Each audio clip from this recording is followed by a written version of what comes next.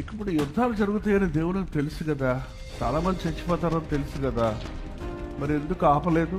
ఆదాము అసలు ఆ పండు తింటాడని ప్రభువుకు ముందే తెలుసు కదా, మరి ఎందుకు ఆపలేదు? శక్తి లేదా? చేత కాదా? ఈ యుద్ధాల గురించి, ఈ అంచెదినాల్లో జరిగే సంగతుల గురించి ప్రకటన గ్రంథంలో ఎప్పుడో రాసిపెట్టాడు. దేవుడు ఎప్పుడు కూడా రండి ఇలా జరగాలి అని చెప్పడు, జరుగుతుంది అని చెబుతాడు. జరుగుతుంది, ఇవి జరగబోతున్నవి అని ముందే వార్నింగ్ ఇస్తారు. ఇది జరగాలనేది ఆయన ఆశ కాదు.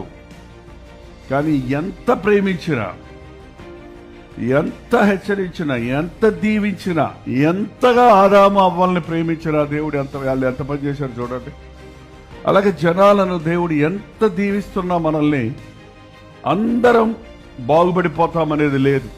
ఇప్పుడైనా యేసు ప్రభు మనకి కృపాకాలంగా ఇచ్చాడు. ఇది శ్రేష్టమైన సమయం అండి. ఆ రోజుల్లో కష్టం, కానీ ఇప్పుడు యేసయ్య చెయ్యి పట్టుకుంటే, ఇఫ్ యు సరెండర్, ఆయనకి అప్పగ చెప్పుకుంటే మన చరిత్ర మారిపోద్ది, మన జీవితం మారిపోద్ది, మన భవిష్యత్తు మారిపోద్ది. దుష్టుడు తన దుష్ట కార్యములను బట్టి మరణం పొందుటయందు నాకెంత మాత్రమో సంతోషము లేదు. అతడు తన మనస్సు మార్చుకొని తమ దుష్క్రియలను విడిచిపెడితే అతడు బ్రతుకును.